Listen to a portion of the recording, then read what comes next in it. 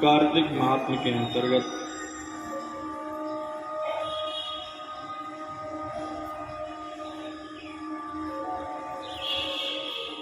कौन सी वस्तु त्याज्य है, ये सब हम लोगों ने श्रवण किया था। और कौन सी वस्तु उपयोग करने लायक है, कल हम लोगों ने जाना था। कल हम सभी लोगों ने जाना था कार्तिक व्रत में मांस आदि बहुत सी वस्तुएं हैं जो वर्जित हैं, जिनका हम सभी को उपयोग नहीं करना है। और वैसे तो हम यही कहेंगे कि मांस तो हमेशा ही वर्जित है, इसका कभी भी उपयोग ना करें। भगवान ने मानवों के खाने के लिए बहुत सुंदर व्यवस्था बनाई है। मनुष्य को मांस खाने के लिए नहीं बनाया है। बहुत से लोग होते हैं ऐसा विचार करते हैं कि भाई ये गाय, ये बकरी, ये मछली हम नहीं खाएंगे तो इनकी संख्या बढ़ जाएगी, इन जानवरों की संख्या बढ़ जाएगी। तो हम उन लोगों से कहना चाहते हैं, क्योंकि सबका जन्म निश्चित है और जन्म के बाद मृत्यु भी निश्चित है, किसी की संख्या बढ़ने वाली नहीं है। हर व्यक्ति, हर जीव, उसकी एक सीमा निर्धारित है और उसके बाद वह नहीं रहेगा। चाहे वह कोई जीव हो, कोई वस्तु हो, कोई भी हो। जिसकी उत्पादन तिथि लिखी होती ना, तो उसकी एक्सपायरी डेट भी लिखी जाती है। कोई भी प्रोडक्ट निकालती है कंपनी, तो उसकी अगर उत्पादन तिथि लिखी है तो उसमें एक्सपायरी डेट अवश्य लिखी होगी कि इतने दिन के बाद यह एक्सपायर हो जाएगी। और ऐसे संसार में कोई वस्तु है ही नहीं जिसका विनाश ना हो, कोई ऐसी वस्तु नहीं है। तो संख्या किसी की बढ़ने वाली नहीं है। लेकिन आप अपने सर माथे पाप ना लें कि किसी जानवर को खा करके आप अपना धर्म दूषित करें, ये ठीक नहीं है। आज जो है महाराज पृथु ने पूछा नारद जी से कि हे राजन, हे नारद जी, आप मुझे बताने कृपा करें, उद्यापन की रीति को दूं तुमको बतलाई, व्रती पुरुष करके जिसे मोक्ष पदार्थ पाए। नारद जी कहते हैं राजन, मैं आज तुम्हें उद्यापन की विधि बताता हूँ, सो ध्यानपूर्वक सुनो। उद्यापन की रीति को दूं तुम्हें बतलाई, व्रती पुरुष करके जिसे मोक्ष पदार्थ पाए। और जो कार्तिक का व्रत करते हैं वह उद्यापन ठीक रीति से करता है, जिससे मोक्ष आदि जो चार पदार्थ हैं, धर्म अर्थ काम मोक्ष, मोक्ष पदार्थ पाए। और धर्म भी मिलेगा, अर्थ मिलेगा, काम भी और मोक्ष भी, चारों पुरुषार्थ उसके सिद्ध हो जाएंगे, चारों पदार्थ से प्राप्त हो जाएंगे जो ठीक विधि से उद्यापन करेगा। तो इसकी जो विधि है, नारद जी कहते हैं कि राजन, जिस दिन उद्यापन करना हो उस दिन, वैसे तो शुक्ल चतुर्दशी को, जिसे हम लोग कहते हैं वैकुंठ चतुर्दशी, वैकुंठ चतुर्दशी को उद्यापन करना चाहिए। तो उद्यापन करने के लिए जहाँ पर आपने तुलसी का वृक्ष लगाया हो, तो तुलसी के वृक्ष के चारों तरफ 4 द्वार बनाएं, जिसे तोरण द्वार कहते हैं। उन्हें सुशोभित करें, पत्ते आदि से सजाएं और उन चारों द्वारों पर भगवान के जो 4 द्वारपाल हैं, पूर्णशील, सुशील, जय और विजय, ये 4 भगवान के क्या हैं? पार्षद हैं। इन चारों पार्षदों को 4 द्वारों पर स्थापित करें। और जो आपने तुलसी के वृक्ष के नीचे भगवान नारायण को लक्ष्मी सहित स्थापित करें। सर्वतोभद्र मंदिर चक्र बनाएं। सर्वतोभद्र आप लोग खैर नहीं बना पाएंगे क्योंकि आप लोग नहीं जानते हैं, क्योंकि सर्वतोभद्र बनता है और जिसमें 81 खाने बनते हैं। उन 81 खानों में देवताओं का आह्वान किया जाता है। सर्वतोभद्र मंदिर चक्र बना दें, उसमें इंद्र इंद्र आदि का देवताओं का आह्वान करें, उनकी प्रतिष्ठा करें, सुंदर सा एक कलश रखें। कलश आप लोग रख सकते हैं। कलश रख करके उसमें आम के पल्लव डालें, आम के पत्ते डालें, उसके ऊपर नारियल स्थापित करें और उनका पूजन करें। उसके बाद यदि आपके अंदर श्रद्धा है तो 30 ब्राह्मणों के लिए लिखा गया है पत्नी से खिलाने का। यदि इतनी सामर्थ्य नहीं है तो आप एक ही ब्राह्मण को बुला लें और बुला करके उसका यथोचित विधि से पूजन सत्कार और व्रत उद्यापन करें, उसे खिलाएं।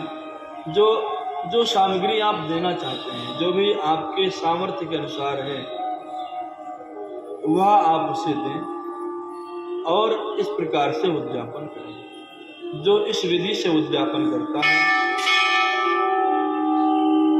उसके पुण्य दिन और दिन बढ़ते रहते हैं, उसके पाप भाग जाते हैं, उसे वैकुंठ भगवान नारायण का सामीप्य प्राप्त होता है। और जिस दिन यहाँ उद्यापन करना हो उस दिन व्यर्थ प्रलाप ना करें, व्यर्थ बातें ना करें, क्योंकि भगवान को मौन बहुत प्रिय है। और ये हम बात आपको बहुत पहले भी बता चुके हैं। एक बार शिव पुराण में भी बताई थी बात कि भगवान शिव भी बहुत मौन रहना चाहते हैं और वो अपने भक्त को भी चाहते हैं कि वो व्यर्थ प्रलाप ना करें और मौन रहें। मौन जो रहता है,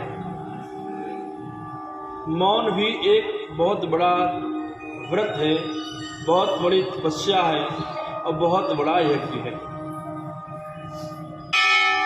आप व्यर्थ प्रलाप करके अपनी ही ऊर्जा को नष्ट करते हैं, अपनी ही शक्ति को खो देते हैं। तो मौन अर्थात साइलेंट, ये जो है बहुत बड़ा व्रत है। और आपको एक बात और बताएं, बहुत से लोग सोचते हैं केवल व्रत जो होता है ना, भूखा रहना ही व्रत होता है ना? तो ऐसा नहीं है। व्रत कई प्रकार से किए जाते हैं। जिस प्रकार भूखा रहना एक व्रत कहलाता है, उपवास कहलाता है, उसी प्रकार से मौन रहना भी एक व्रत है, एक उपवास है और बहुत प्रकार से व्रत किया जाता है। आपने मन के अंदर सोचा कि नहीं, आज मैं केवल भगवान नाम ही धारण करूंगी, तो यह भी एक व्रत ही है। आपने पूरे 24 घंटे भगवान का नाम लिया, यह बहुत बड़ा उपवास है, बहुत बड़ा व्रत है। तो व्रत कई प्रकार से किए जाते हैं।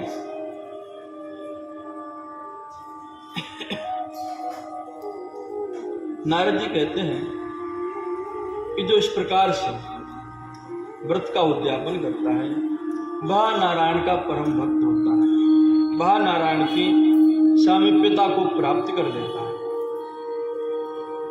उसके बाद पृथु जी ने फिर से पुनः पूछा कि हे महाराज, तुलसी पूजन महात्म का मुनिवर दीजे ज्ञान, कैसे उत्पन्न होए कर पाया पद ये महान।